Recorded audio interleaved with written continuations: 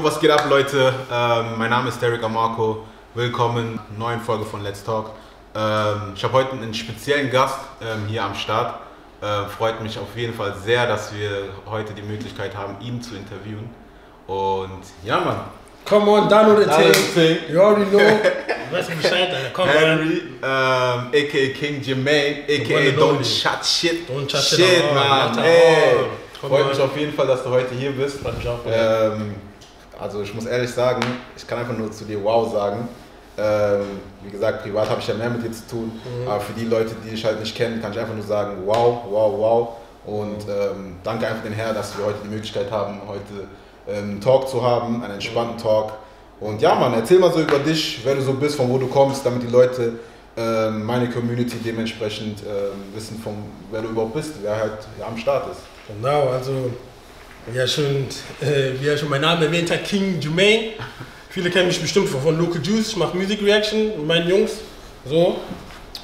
Und ja, ich mache Live My Life, so wie jeder andere Mensch. Und dann habe ich gesagt, ich komme jetzt mal zu Let's Talk. Because I need to talk. You need to talk, you need to talk. Genau so. Aber auf jeden Fall, von wo kommst du?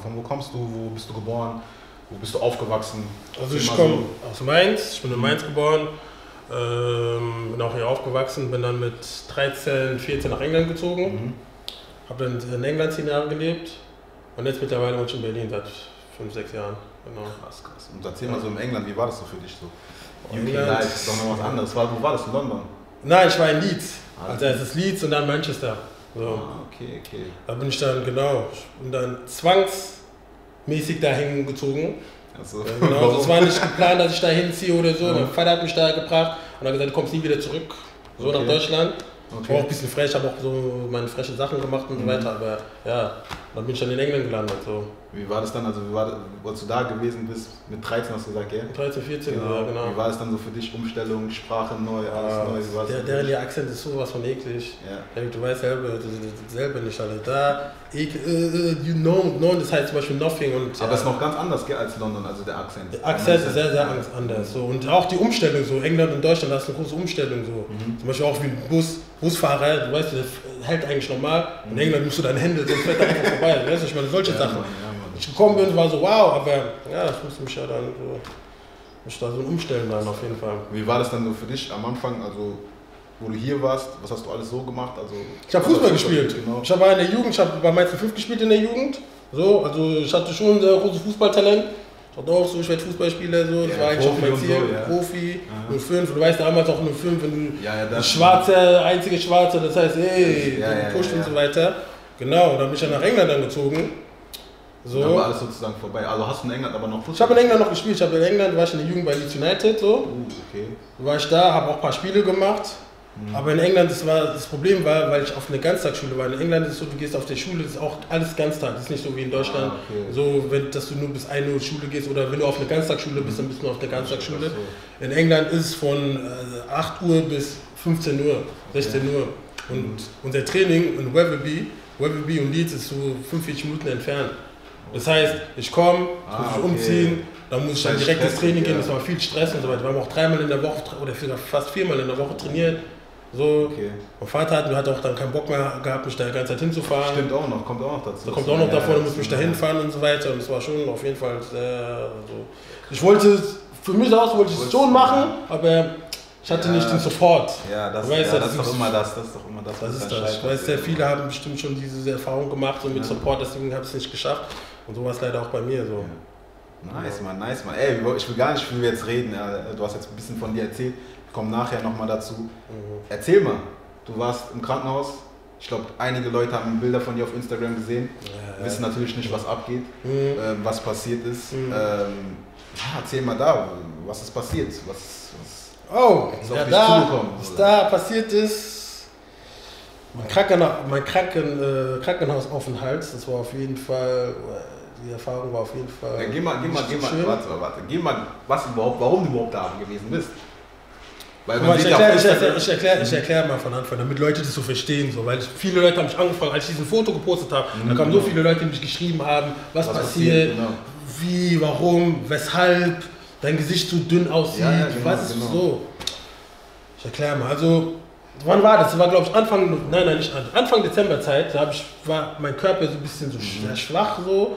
Ich habe gemerkt, dass ich Gewicht verliere und hatte auch Bauchschmerzen. Okay. Ich bin dann zum Arzt gegangen in Berlin, habe gesagt, ey, meine Beschwerden und so weiter. Du weißt ja, wegen Corona-Zeit und so weiter, es ist jetzt gerade ein bisschen so Hektik, und auch in Berlin, Großstadt.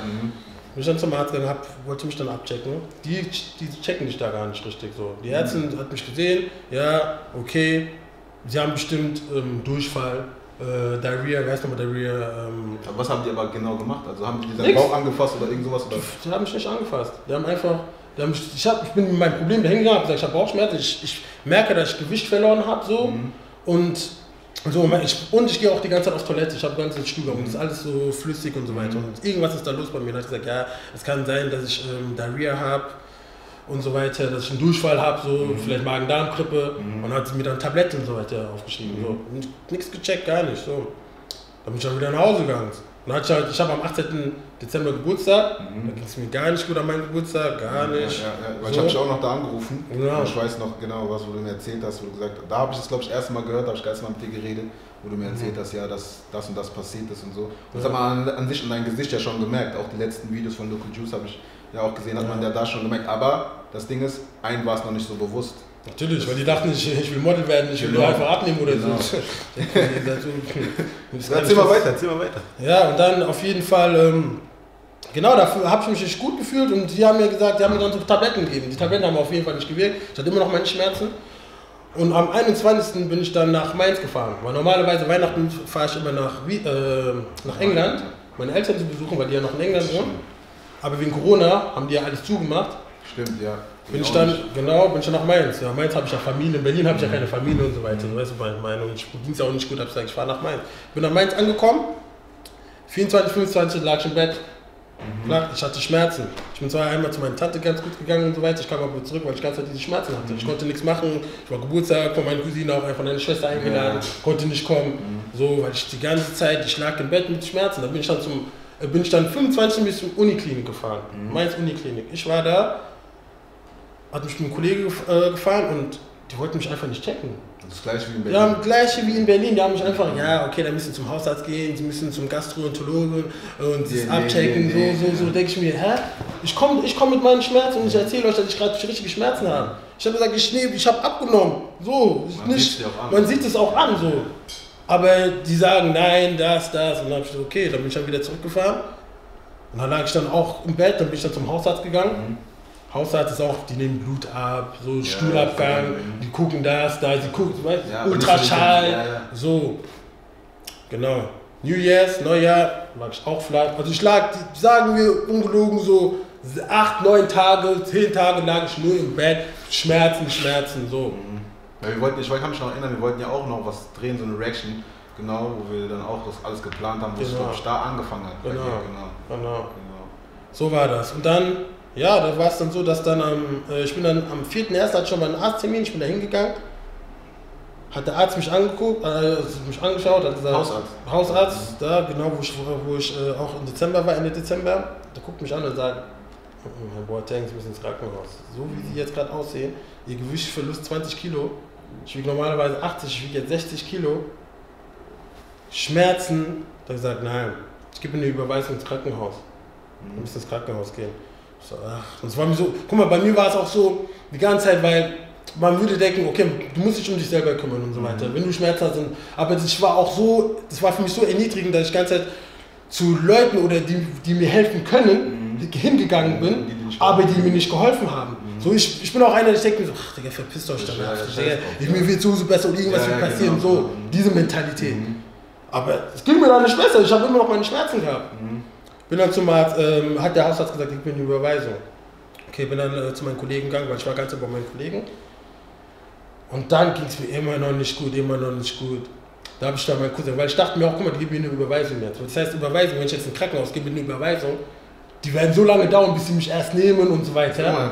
Genau, habe ich dann meinen Cousin angerufen und zum Glück kam mein Cousin die Idee, der ist dann direkt zu mir zu meinem Kollegen gefahren und hat dann direkt Krankenwagen angerufen. So, damit, wenn die mich abholen, Notfall, die sollen mich abholen. So, ich lag dann im Bett, dann kamen die dann haben auch ein bisschen Fax gemacht, Corona. So, hab ich gesagt, ey, check mich, ich hab kein Corona, Mann, Alter. get on my nerve, man. Anyway, dann haben die mich dann so gecheckt, so, haben mich dann mitgenommen. Und ja, dann bin ich dann ins Krankenhaus dann so gelandet. Wann war das? Das war der 4.1. 4.1. lag ich dann im Krankenhaus. So, in Notaufnahme.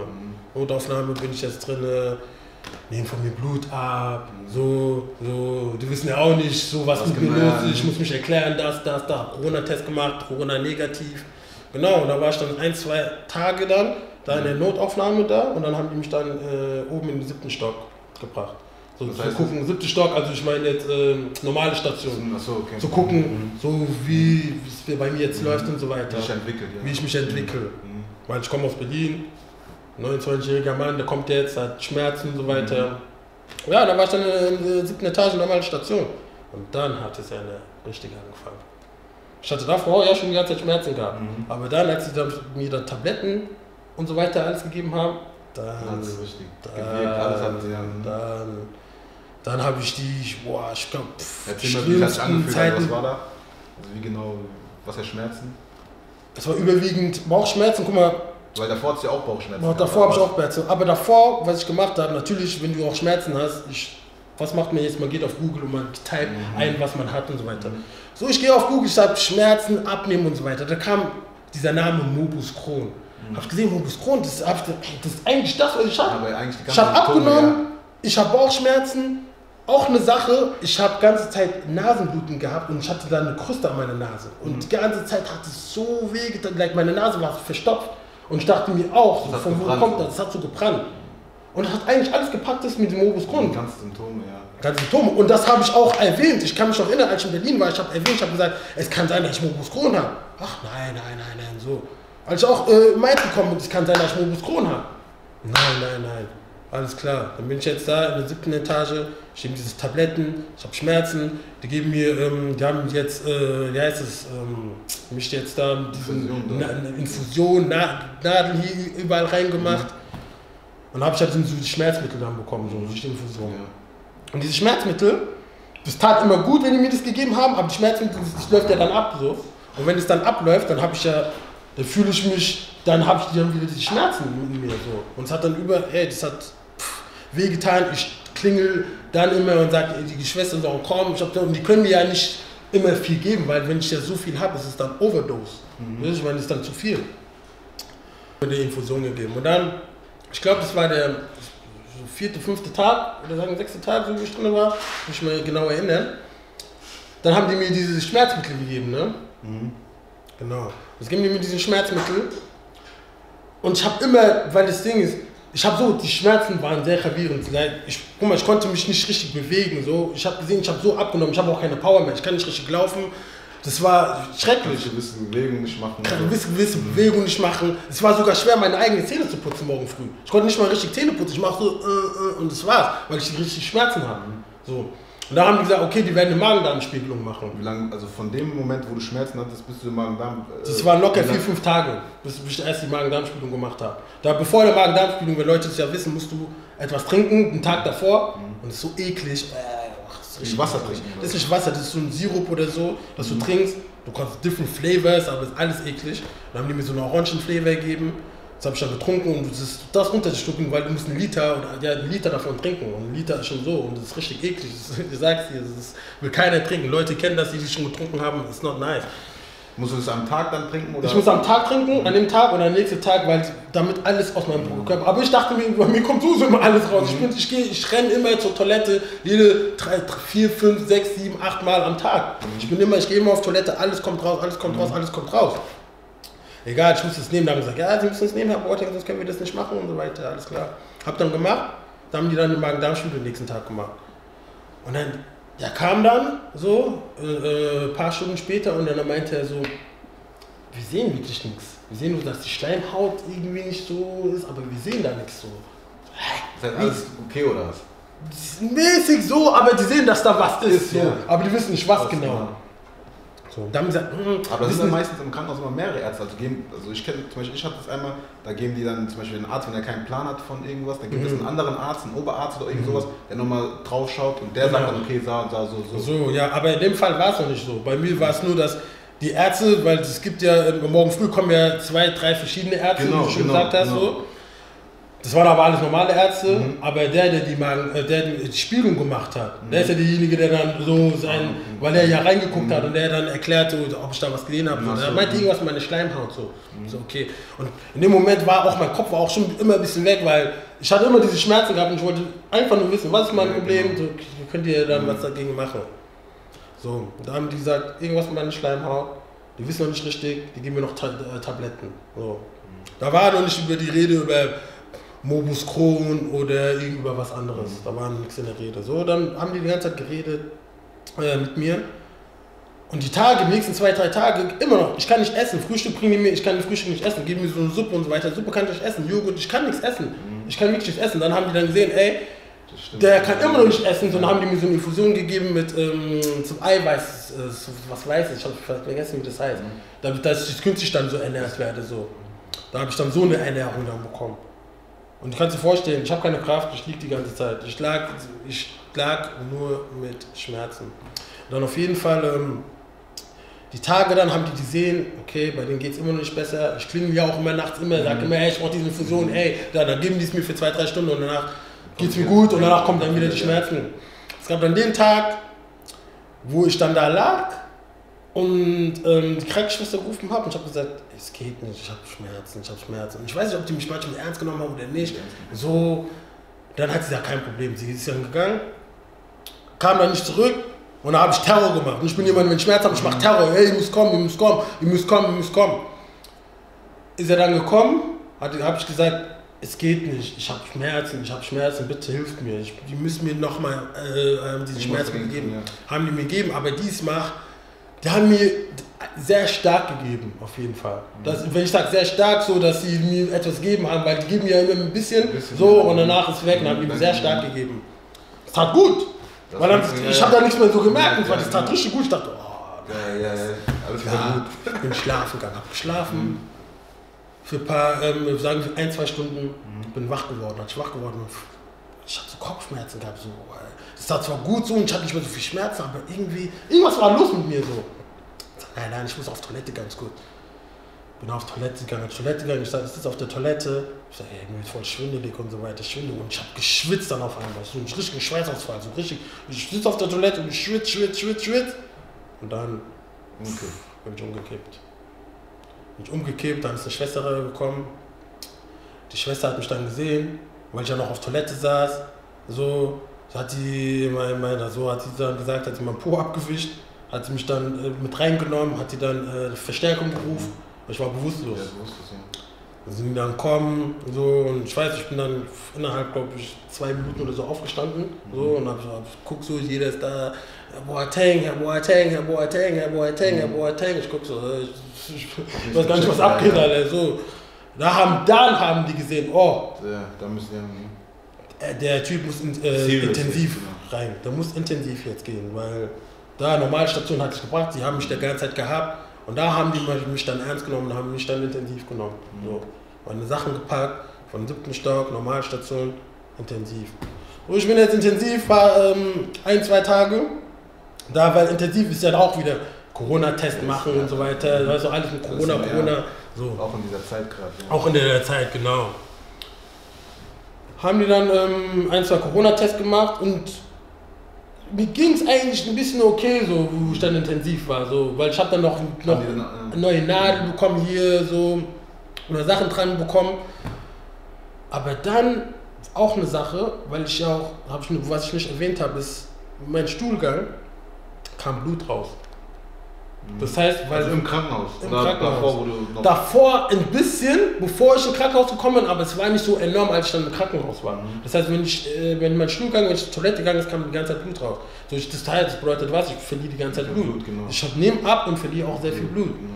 Und die haben gesagt, Herr Boateng, wir müssen Ihnen Blut geben, so, weil Sie verlieren sehr viel Blut. Und ich bin nicht der größte Fan, dass ich von Ihnen einem Fremden ein Blut nehme und so weiter, aber die haben gesagt, es wäre besser, dass ich Blut nehme. Die nehmen ja auch jeden Morgen mein Blut ab. Da haben die mir erklärt, ich bin Klasse A oder so, kann ich mich mal erinnern, so. Und dass dieser Blut für mich gut wäre. Und da haben die mir dann Blut gegeben, so, als ich in der Intensiv war. Wie war das Gefühl dann, Intensivstation? Wie war das dann für dich so? Hast du dann das Gefühl eher so gehabt, okay, jetzt wird was passieren oder? Ja, weil ich das dachte mir, erschreckend für dich? ja genau, weil ich dachte mir, jetzt nehmen die mich, jetzt nehmen die mich ernst. So, jetzt bin ich in der Intensive, jetzt werden die mich jetzt ernst nehmen und hoffentlich werden die rausfinden, was ich habe, weil bis jetzt haben die immer noch nicht rausgefunden, was ich habe und dann können die dann dagegen was machen. Ich bin jetzt in der Intensivstation, ich lieg da, die geben mir diesen Blut. Erster Tag ging und weißt du, wenn das Blut fertig ist, nach dem Tag, kommt zweiter Tag, okay, dritter Tag, ich lieg da, auf einmal steht mein Körper, wie ob mein Körper von alleine aufsteht. Ich schreie rum, irgendwas, ich schwitze, überall kratzt es, ich schreie rum. Da kam dann so ein bisschen Ding aus meinem Mund raus. So Schaum so mäßig. Kam dann Schaum aus meinem Mund raus.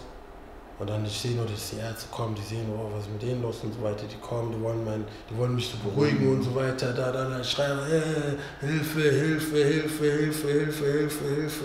Es juckt überall, es brennt überall. Ich habe meinen Körper nicht unter Kontrolle. Irgendwas passiert gerade so.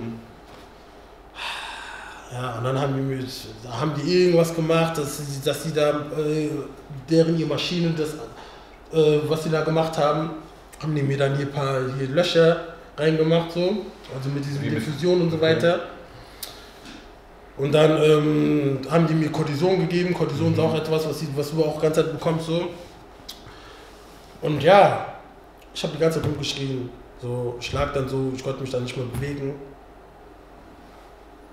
Und dann ein paar Stunden später so ging es mir wieder so ein bisschen besser und so weiter. Dann so ein bisschen behandelt haben. Wir haben mich behandelt, ich war dann auch nicht mehr da, so. Ich habe gar nichts mitbekommen, was sie da reden und so weiter.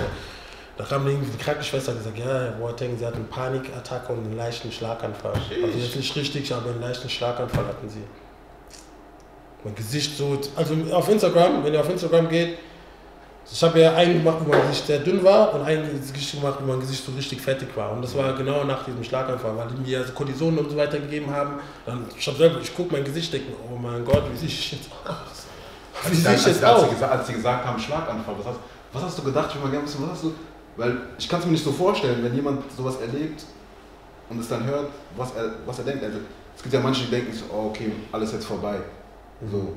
Oder wie war das bei dir so? Guck mal, Schlaganfall ist etwas, was wir ja immer hören von älteren Leuten, ja, genau. die das bekommen. So, wie wir immer mitbekommen, dass von Schlaganfall kannst du sterben, du kannst nicht mehr laufen, du kannst das nicht mehr machen. Genau.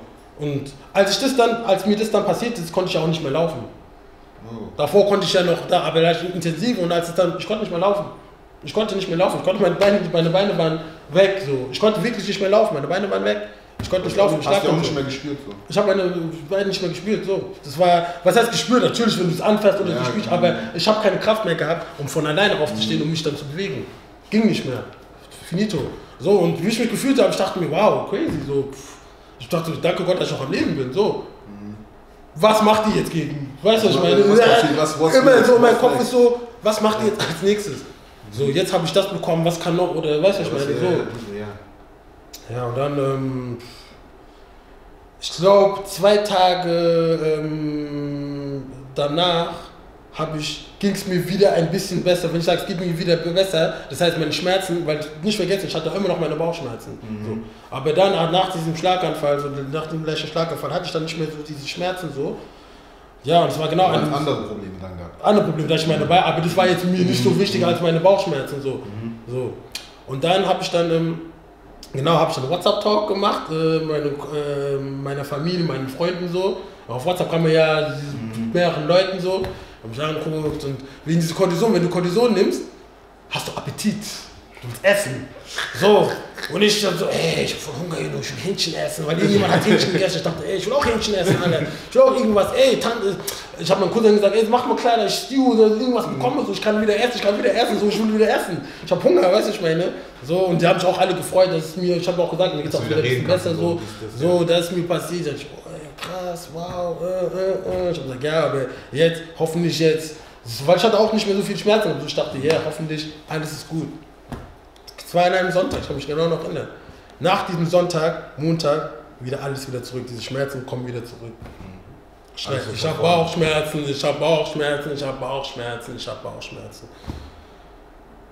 Da haben wir gesagt, okay, Röntgen, müssen wir mal röntgen. Da haben geröntgt, die sehen auch nichts.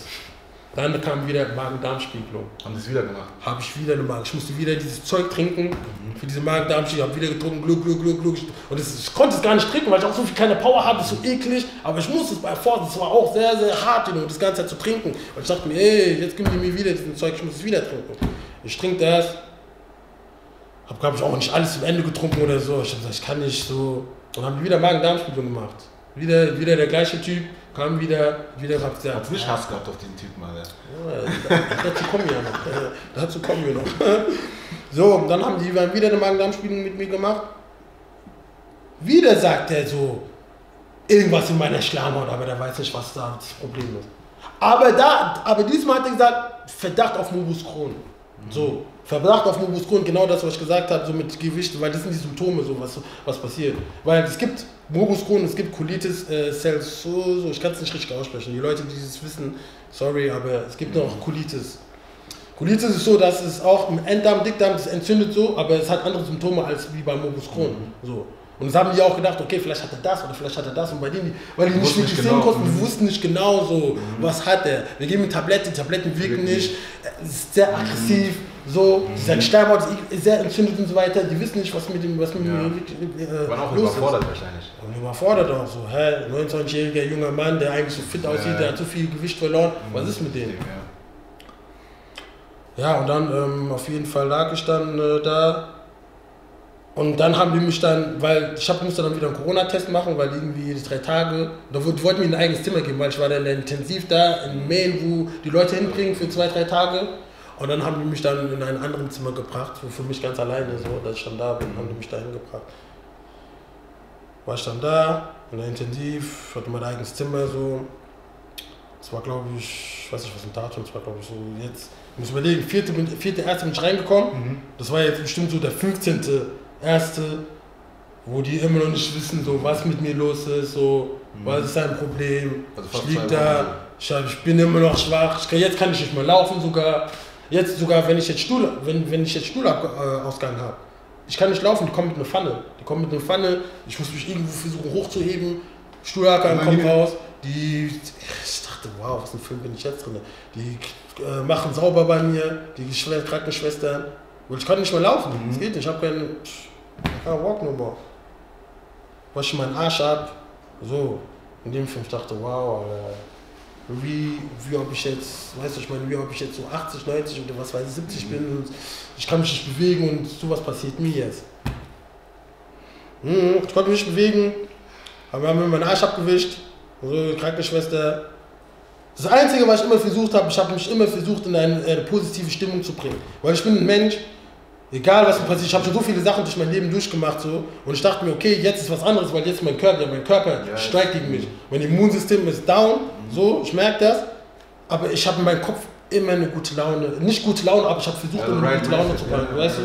Ich habe so viele Schmerzen die ganze Zeit gehabt, Schmerzen. Das hat nicht aufgegeben. So aufgegeben, aber ich habe gedacht, das wird irgendwie eines Tages ein Ende geben oder so.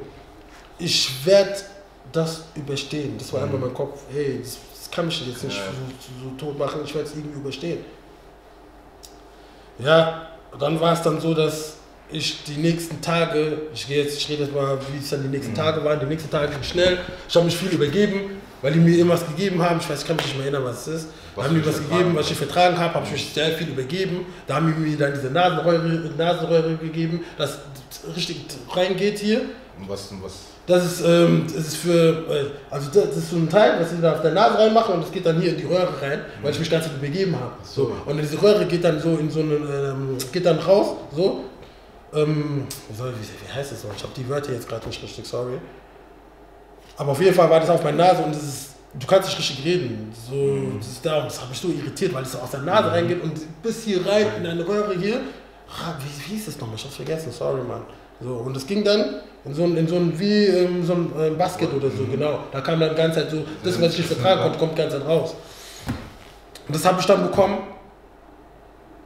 Ärzte kommen, genau, dann, die Ärzte kommen ja auch immer rein, Herr Boateng, ja, wir versuchen zu gucken, Herr Boateng, nehmen Sie Tabletten, Herr Boateng, da haben sie mich dann auf so Maschinen, so Maschinen waren da, haben die mich dann So, und ich liegt da die ganze Zeit, ich dachte, oh mein Gott. Ich rede ganz meine Cousine war die ganze Zeit da für mich, hat mich immer supportet, meine Mutter immer da für mich, mein Cousin auch immer da für mich, Henry, Kopf hoch, du schaffst das schon. Da war auch eine Zeit, ich konnte gar nicht an mein Handy ran. Ja, zu viel. Viele Leute haben mir auch geschrieben und so weiter. So. Ich konnte gar nicht an mein Handy, ich konnte Leute nicht zurückschreiben, so, weil wie ich mich gefühlt habe, ging nicht. So, ich bin vielleicht ganz gut da, ich bin auch richtiger Fußballfan, ich gucke, was im Fußball gerade abgeht, danach Handy wieder weg. So. Und bis wann war das dann, wo die das dann gemerkt haben? Wann war das dann? Bis dann war das war 15. oder 16. Januar, bis sie gesagt haben, ja, sie haben Morbus Crohn. Genau das, was ich schon am Anfang schon die ganze Zeit gedacht habe, dass ich Morbus Crohn habe. Ja, sie haben Morbus Crohn und so weiter. Sie haben gesagt, okay, jetzt mit Morbus Crohn ist das die Tabletten, sie müssen Tabletten nehmen. Genau das, was ich auch gerade gemacht habe, Tabletten da, diese Tabletten nehmen. Okay, ich nehme die ganze Zeit die Tabletten, das wird aber auch nicht besser. So, ich denke mir, okay, die Tabletten, ich kriege ja schon die ganze Zeit Tabletten. Aber I don't feel better, you know what I'm saying, ich fühle mich echt gut. Ja, und dann war das dann so, dass mein Bauch angespannt war. Mein Bauch war angespannt. Also so wie wenn du zum Beispiel trainierst und dein Bauch ist hart. Ja, aber so rundig, aber angespannt, so hart. Was ist jetzt wieder los? Jetzt wieder irgendwas Neues mit mir. So mäßig, ist verkrampft so mäßig oder so? Sagen wir, was heißt verkrampft? Das ist jetzt so, wie soll ich das erklären? Das ist jetzt aufgebläht, ja, aber hart so mäßig, so. Da haben die gesagt, ja, da haben die auch dann diese Maschinen, es gab so Maschinen, wo die gemacht haben, die haben eine Maschine, das mich so connected hat von meinem Hals. Und da haben die noch Katheter bei mir hinten reingemacht. Katheter ist das für schwangere Frauen, die das meistens auch haben, so. Habe ich das auch noch hinten in meinen Rücken bekommen. Ich hatte hier einen Eingang, hier einen Eingang, so, ich kann nicht mehr laufen, ich liege so einfach nur so im Bett. Und dann, genau, da haben die meine Maschine, ich weiß nicht mehr, für was zuständig war, auf jeden Fall hatte ich sehr viele Schmerzen gehabt. Ich habe gesagt, die sollen die scheiß Maschine ausmachen, weil ich habe richtig Bauchschmerzen. Ja, Herr Boateng, nein, wenn nicht, dann müssen die vielleicht operiert werden und so weiter. Da habe ich gesagt, jetzt kommen die mit Operation. Wie Operation? Ja, es müssen Operationen operiert werden. Die haben diese Maschine. Ich habe gesagt, nein, diese Maschine muss ausgehen, weil diese Maschine hat mir richtig Schmerzen bereitet. Wo geht ich mal Katheter und sie haben gesagt, die müssen irgendwas gucken oder so, weil die auch nicht wissen, so, warum das so aggressiv ist und so weiter. Da habe ich auch immer gefragt, ist es vielleicht in der Familie? Hat es vielleicht irgendjemand in der Familie? Ich habe meine Mutter gefragt, ich weiß nicht. Keiner in der Familie hat irgend so eine Krankheit, eine Darmkrankheit oder so. Tricky. Wie lange haben Sie schon? So immer diese Fragen, immer die gleichen Fragen. Kommt immer mit den gleichen Fragen, ich weiß nicht, check nicht, oder mach doch was, ich bin doch bei euch jetzt. So, ihr seid doch die Ärzte. Dann kam der Tag, der 20. Jetzt, genau, Entschuldigung. Und dann die letzten 2 Tage, mein Schulabgang war fast auch nur Blut. So Blut kam die ganze Zeit. Also durchgehend aber dann. Blut. Das heißt, hat sich gesteigert. So Schleim und Blut, so Klunken, so, boah, das war... Ich gehe hoch, ich muss mich immer so hoch machen, da kam immer so Klunken raus. Gluck. Ich dachte mir, yo, was ist das? Aber immer wenn es passiert, war es für meinen Bauch diesmal auch ein bisschen besser, so, weißt du, ich meine, so. Aber du hast trotzdem Blut verloren. Dann kam dann der 20. Und nicht vergessen, diese Blut, ja, ich konnte ja auch nicht mehr so Blut nehmen, weil wegen diesem Schlaganfall, was mir ja davor passiert ist, so. Die mussten mir einmal wieder Blut geben, weil die gesagt haben, ich habe sehr viel Blut verloren und es kann sehr brenzlig für mich sein. Und ich wollte es nicht nehmen, aber die haben gesagt, hey Herr Boateng, ich würde Ihnen raten, dass Sie das nehmen. Und weißt du, wenn die Ärzte so reden, so, ich kann sagen, nein, aber dann, wenn dann irgendwas passiert, dann passiert da was. Ja, okay. Aber zum Glück ist mir auch nichts passiert und so weiter. Und ja, und danach, das war dann der 20. als dann sehr viel Blut bei mir rausgekommen ist. Die Krankenschwester, mit der ich mich auch sehr gut verstanden habe, eine Brasilianerin, sie hat gerade bei mir abgewischt und so weiter und ich drehe mich um, auf einmal kommt wieder Blut raus. Währenddessen mich abwischt, kommt wieder Blut raus. Ich drehe mich wieder um, auf einmal kommt wieder Blut raus. Ich denke mir, für mich tat es irgendwie gut, aber ich habe auch gemerkt, mein Körper ist blass. Das war, glaube ich, so meine letzte Energie so. Da kann ich noch erinnern, ich war so... Und danach kommt wieder Blut raus. Ich habe gesagt, nein, hat sie dann eine Verstärkung gerufen, die kommen, eine andere Krankenschwester ist gekommen. Ich habe gesagt, nein. Arzt ist gekommen. Ich habe gesagt, nein. Das kam dann, das war so immer Step by Step. Arzt kommt, Krankenschwester, dann Oberarzt. Oberarzt sieht das. Sie müssen operiert werden. Ja, das habe ich vorhin gesagt, also mit Oberarzt. Kam das dann. Das war dann zu viel. Dann haben wir gesagt, nein, sonst verlieren wir. Ja.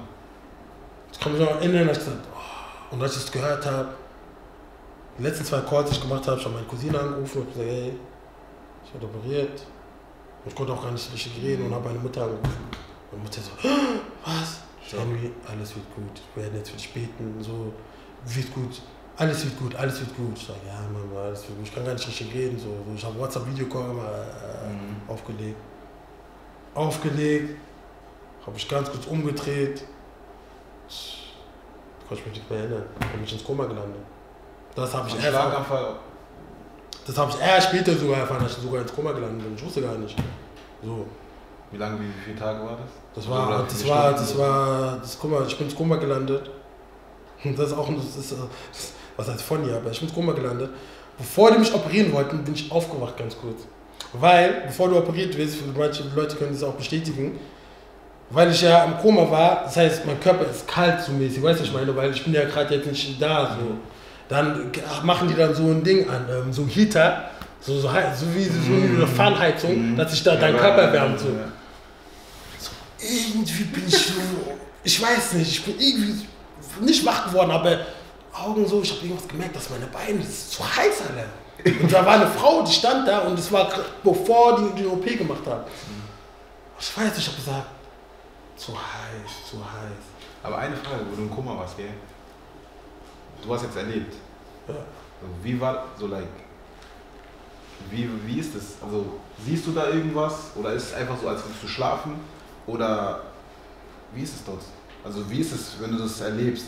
Guck mal. Koma fällst, so, keine Ahnung, ich kann es nicht erklären. Aber guck mal, ich bin christlich, ne? Meine Mutter hat mich direkt gesagt, hast du Engel gesehen oder genau, so? Do you see angels, Henry? Ich sag, ja, Mama, ich hab nichts gesehen, ich habe geschlafen. Ich habe nichts. Deswegen habe ich gesagt, ich bin da ganz kurz aufgestanden, da kam diese Heater, habe gesagt, zu heiß. Sie dachte sich, was hört sie da? Ich glaube, ich war so und sie hatte nur gehört, wie ich geredet habe ein bisschen. Da hat sich dann umgedreht, aber da war ich wieder leise. Und danach kam dann jemand rein, ich weiß nicht, ich weiß nicht, wer reingekommen ist, der hat gesagt, er hat gerade geredet. Er macht so, er guckt so, hä? Der ist doch noch im Koma, der ist doch nicht, weißt du, dieser Ding, so nicht. Und ich kann man dann nicht reden. Das war so, ich kann nicht reden. Ich kann nicht hören, aber was die sagen. Sagt die, und dann also das stimmt, also zum Beispiel bei den ganzen Filmen jetzt, zum Beispiel, wenn man die Leute im Koma fangen, und die reden auch immer mit diesen Leuten. Ja. So, aber die stehen halt nicht auf, die sagen dann immer, was tut. Also wenn du es öfters machst, irgendwann reagiert der vielleicht. Ja, reagiert der. So! Die Frau, die ist ein bisschen, die dachte, die ist ein bisschen verrückt oder so, sagte, ich habe doch gerade die Stimme gehört, der hat doch gerade geredet. Ja, aber weil sie mich ja nicht gesehen hat, weil ich weiß nicht, wie sie war, weil meine Augen waren noch zu, ich habe nur gesagt, heiß, weil es war heiß, dieser Hater war heiß, und ich habe irgendwas gefühlt, Alter. Da kam viel mal längst, was hot, Mann. Digga, ich denke mir so, put the Heater down, Alter. Und ja, man, diese Heater, das burning me und so, und danach hat sie es dann zu denen gesagt, der hat auch nicht richtig geglaubt oder so. Und dann, ich höre, aber dann, auch innerhalb Sekunden war ich auch wieder weg. Das war, als ich mich noch erinnern kann, diese Situation. Ja, da wieder gone. Und dann haben die operiert. Dann haben die operiert, Notoperation gemacht. Haben die Notoperation gemacht. Die Operation ging, glaube ich, 4-5 Stunden lang. 4-5 Stunden ging die Operation und ich bin... War denn irgendwas Kompliziertes oder so? Hast du irgendwas mitbekommen? Ich habe nichts. Oder so? Nein, ich habe nichts. Haben die im Nachhinein so gesagt, dass irgendwas kompliziert bei der Operation war oder ist alles smooth gelaufen? Nein, natürlich Komplikation, weil ich sehr viel Blut verloren habe. Die mussten meinen gesamten Dickdarm entfernen. Die haben meinen Dickdarm entfernt. Komplett? Komplett. Weil die gesagt haben, es war so aggressiv, dass es meinen Dickdarm geschädigt hat. So deswegen haben die meinen Dickdarm entfernt. Da haben meinen Dickdarm entfernt, das habe ich auch später erst so erfahren. So. Aber ja, das war auf jeden Fall, also ich habe einen Befund. Und mit diesem Befund muss ich ja immer zum Arzt gehen. Und wenn die diesen Befund lesen, von den 4.1. bis zum 20. Und danach auf der OP, das weißt du, das ist auch Doktorsprache und so weiter. Aber die das verstehen, wenn zum Arzt gucken das, die lesen das, sagen, ich war ja selber mit dir dann. Weißt du, wo du mich gebracht hast zum Arzt und so weiter, wie die gesagt haben, wie haben sie das überlebt? Die sagen zu mir, wie habe ich das überlebt? Die sind selber so surprised. Wie haben sie das überlebt, Herr Boat? Die sind, das passiert. Und dann auf einmal das.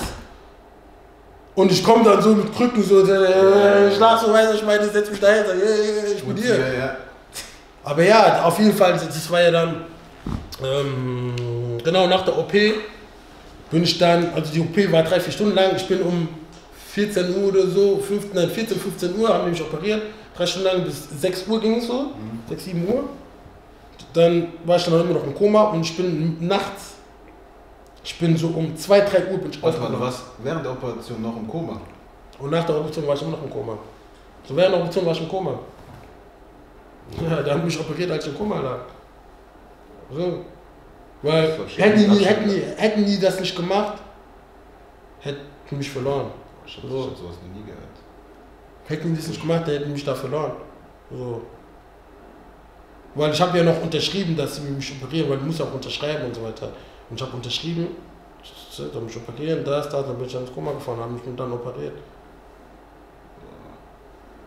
Notoperation.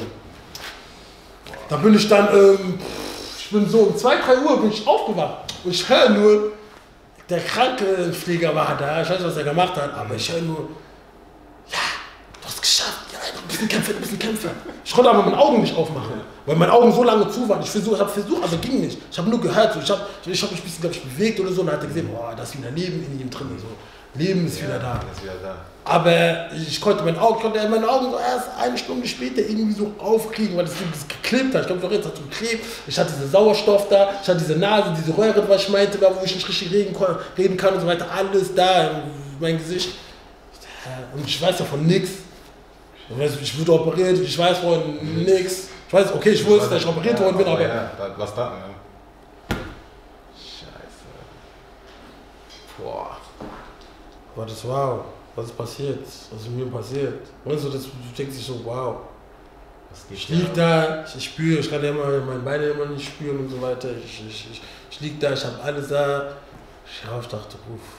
Was passiert? Und dann im Nachhinein checkst du doch, was dann überhaupt ist. Ja, mit Kranken, weißt du, wenn die Krankenpfleger, wenn die Übergang machen und so weiter, habe ich irgendwie mitbekommen. Weil als ich dann wach war ich war dann auch wach, so. Habe ich mitbekommen, irgendwie, ich weiß nicht, wie er das verstehen wird und so weiter. Das. Ich dachte, ey, wie er es nicht versteht. Weil ich weiß nicht, was passiert ist. Genau. Ich weiß nicht, was die mit mir gemacht haben. I don't know what they've done. Ich denke, wie, was. Hast du nicht in dem Moment alles mal angefasst und so? Ich kann ja nicht, ich kann mich nicht bewegen, so. Weißt du, ich meine, so, alles ist ja dran, ich kann mich bewegen, ich lieg so im Bett die ganze Zeit. So, und wenn ich was trinken will und so weiter, ich habe auch getrunken, dann trinken die, ich kann auch nicht richtig sprechen. Und sogar bevor, meine Stimme ist auch weggegangen. Ich habe mich am Ende, bevor ich operiert wurde, ich habe mich so, alles ging Schotter in meinem Körper. Ja, das hat aber, ja. Weißt du, ich meine, so, und danach immer noch, gib mir ein bisschen Wasser, ich kann mich nicht bewegen, like, I can't move. Und dann, am Tag, also morgen früh dann, das war diese Röhre, ne, das hat mich so genervt, ne? Diese Röhre da, ich habe gesagt, ey, ich will diese Röhre nicht mehr haben, ich soll es rausmachen. Visite, du weißt, Visite kommt dann immer, Visite, die kamen dann, so, haben dann erklärt, so, was mit mir los ist, das, Morbus Crohn, haben dann in deren Sprachen geredet, Doktorsprachen und so weiter. Und da war noch etwas, was ich habe vergessen, diese Kabukukuta oder irgendwas. Und deswegen, immer wenn die kommen sind, haben die sich so angezogen, wie ob ich Corona hätte, so mäßig. Weil die gesagt haben, das kann auch irgendwie ansteckend sein. Haben die auch nach der Operation gesehen, dass ich das auch hatte, irgendwie so. Und dann, ja, dann sind die gekommen, haben mich dann so Visite, so geredet und so weiter, der Boateng, so, haben sie operiert, das. Und ich will sagen, das Lustige ist nicht mal lustig. Die haben mir auch gar nicht gesagt, dass ich ins Koma gelandet bin und so weiter. Das ist jetzt erst später vom Krankenpfleger. Sogar meine Cousine, die angerufen haben, nicht mal meine Cousine gesagt, die haben gesagt, eine brenzlige Situation. Weißt du, die wollten bestimmt meine Cousine jetzt nicht so Angst machen und so weiter, so ja, das ist eine brenzlige Situation, aber die haben gesagt, dass sie mich in künstlichen Koma gemacht haben. So haben die es meine Cousine gesagt. Wir haben einen künstlichen Koma danach gemacht und so weiter, obwohl es nicht so war, weil ich war ja schon davor schon weg, so mäßig, aber krass. Ja, und dann, genau, ja, und dann lag ich da habe ich dann immer so mitbekommen, was mir passiert ist, das passiert, das. Im Nachhinein hast du dann Nachhinein so, ich sehe meine Beine sind nach 1, 2 Tagen sind so fett, aber wenn ich sage fett, meine Beine sind fett, meine Füße sind richtig dick. Überall ist dick bei mir, also nur der Unterteil ist alles dick, steckt. Was haben die gemacht? Und ich hatte ja auch da, ich habe hier, guck mal, die haben bei mir aufgemacht und so weiter, ich konnte aber nicht sehen, weil ich mich nicht so richtig bewegen konnte. Ne? So, und dann habe ich gesehen, ich habe hier auch was. Aber ich wollte auch nicht direkt so viele Fragen stellen, weil es war mir zu viel, man. Ich dachte mir, jo, aber ich hatte keine Schmerzen mehr. Das habe ich gemerkt, ich habe keine Bauchschmerzen mehr. Die Schmerzen sind weg, das sind keine Schmerzen mehr da. So. Wie, boah, Alter, ey, das ist tough. Krass. Aber wie war das dann so für dich mindsetmäßig? Du hast ja vorhin das angesprochen, dass du sehr positiv warst und so. Wie war das dann bei dir so, dass du auch das vorhin vom Support geredet? So, hast du dich da weiterentwickelt? Du hast ja viel Zeit auch, um nachzudenken, um auch für dich, sag ich mal, Klarheit zu bekommen mit vielen Sachen, die du vielleicht nicht so getan hast oder so gemacht hast. Wie war das so für dich? Guck mal, bevor ich ins Koma gelandet bin, ich bin Christ, so.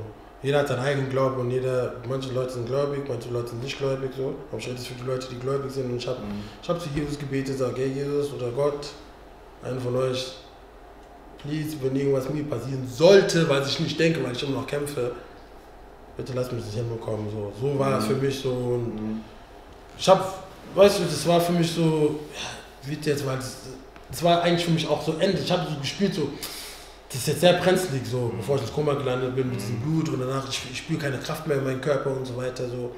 Ich sage, ich habe schon so hart gekämpft und so weiter. Eigentlich Gott, du musst mich immer noch am Leben lassen, damit irgendwas, weil wenn du mich noch am Leben lässt, dann hat es einen Grund, warum ich noch am Leben bleibe. So. Und natürlich waren auch viele Sachen so, als ich auch da lag, das hat mir auch so Augen aufgemacht, so wer für mich da ist und wer nicht für mich da ist. Dieser Support so von Leuten und so weiter, so, die sich gemeldet haben, die sich nicht gemeldet haben, so auch danach und so weiter. Natürlich, so da siehst diese Klarheit, siehst du das dann, weißt du, ich meine? Weil ich bin ein Mensch, ich kenne viele Leute, so, ich habe auch viele Menschen, aber ich bin auch jemand so, ich gucke, wer in meinem Freundeskreis ist, wer nicht. Ich will ja auch nicht meinen Freundeskreis so groß haben, weil du weißt, mit vielen Leuten auch zu sein, es gibt immer viel Gerede, Gelaber und so. Und ja, es waren auch Leute, die auch in meinem Circle verteilt sind, aber wo mir das passiert ist, sich gar nicht mehr gemeldet haben und so weiter. Da habe ich mir gedacht, wow, krass, schon krass, dass sie nicht gemeldet haben und so weiter. Wo du auch wusstest, dass sie das wissen. Also natürlich, 100%, die wussten genau, was mit mir los ist und so weiter. Das hat schon auf jeden Fall wehgetan. So. Aber ich bin auch bei mir in meinem Leben habe ich schon so viele Sachen durchgemacht, dass ich weiß, die Leute, die mir wichtig waren und so weiter, dass sie mich schon wehgetan haben und so weiter. So. Und da habe ich jetzt schon gelernt, das abzublocken, weil Mensch ist Mensch. Manche sind anders. Du kannst nicht immer erwarten, dass sie so für dich machen oder so. Es kann auch irgendein Grund sein, keine Ahnung, aber du weißt, was ich meine. So, sogar deine Ex und Familie können dich verletzen. Verstehst du, was ich meine? So, das war dann für mich so, okay, it is what it is. Meine Augen für mich, ich speichere das so, aber ich bin jetzt auch, ich habe ja auch gelernt, so Leute zu vergeben und so weiter. So, ich werde es nicht vergessen. Ja, aber, like that. Aber du hast bestimmt auch jetzt diesen Mindset zum Beispiel, ja, Leben ist voll zu kurz. Leben kann jederzeit Ende sein, sogar derjenige dementsprechend. Das ist ja auch die Nachricht, die ich auch, deswegen, das ist auch eigentlich der Grund, warum ich auch diesen Interview jetzt hier mit dir gemacht habe, weil es war mir so, guck mal, es sind viele Leute, die mich auch kennen, jeder weiß, ich bin stark, jeder weiß, oh ja, King Jermaine, oh ja, Henry, das, weißt du, und viele haben gesagt, hä, warum ist dir das passiert, wie ist es passiert, ich kann nicht glauben, dass dir sowas passiert ist.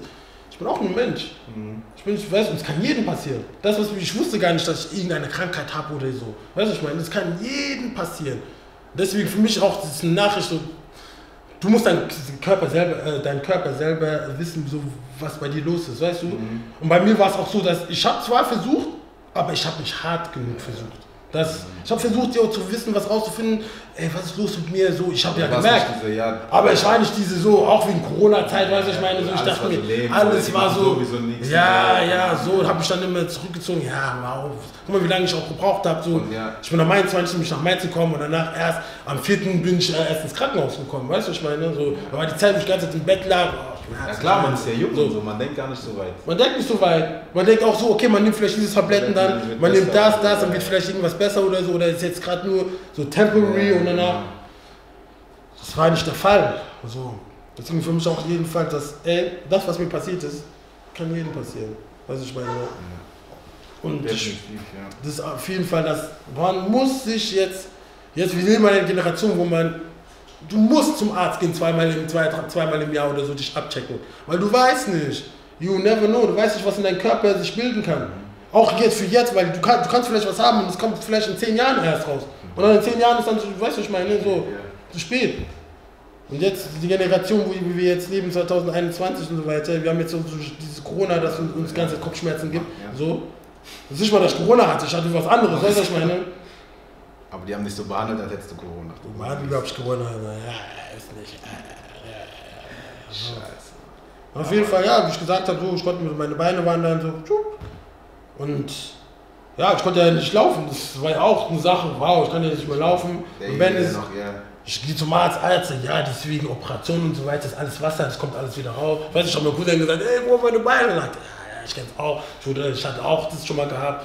Das geht wieder weg, weißt du, ich meine, so. Bisschen ermuntert, so. Also mich wieder ein bisschen ermuntert, so. So, mein bestes Stück zwischen meinen Beinen abgesehen, da war richtig dicke und fett und so weiter. Was ist das, Alter? Ja, Mann, depressive, auf jeden Fall. Nice, man, nice. Ey, ich danke auf jeden Fall den Herrn, dass du das durchgestanden hast. Und kann dir nur sagen, ey, danke auch für diese Opportunity, dass du dementsprechend mir gegeben hast, deine Story auf meine Plattform zu zeigen. Ja. Sehr, sehr nice. Muss ich erstmal dazu sagen. Letzte Frage, die ich habe, was sind deine Ziele jetzt fürs Leben?